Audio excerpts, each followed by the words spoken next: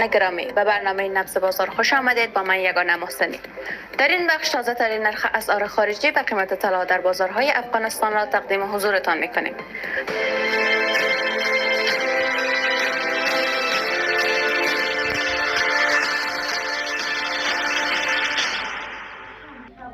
نرخ اسعار امروز در کابل بر اساس اعلام صرافی‌های طراح شاهزاده کابل امروز پنجشنبه 8 اغرب 1404 قیمت یک دلار آمریکا در بازار کابل به نرخ خرید 66 افغانی و 37 پول و فروش 66 افغانی و 42 پول معامله می شود.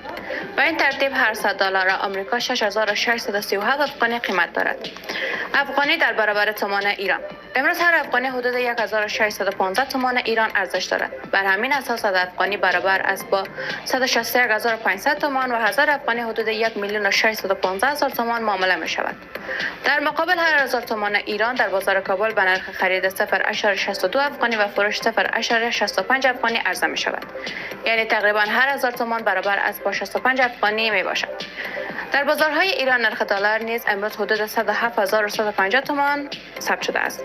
بر این اساس هر 100 دلار حدود 10,715,000 تومان معامله می شود.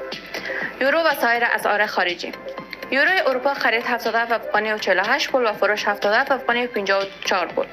درهم امارات خرید 18 افغانی و 16 پول و فروش 18 افغانی و 18 پول. دلار استرالیا خرید 43 افغانی و 82 پول و فروش 43 افغانی و 85 پول. لیره ترکیه خرید 1 افغانی و 59 پول و فروش هم همان 1 افغانی و 59 پول می باشد.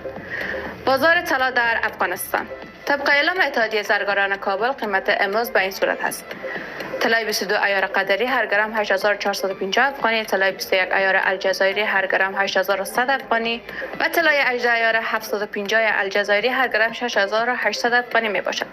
در بازارهای جهانی نیز قیمت هر اونس طلا 3953 دلار ثبت شده که نسبت به روز گذشته افزایش اندک نشان می دهد.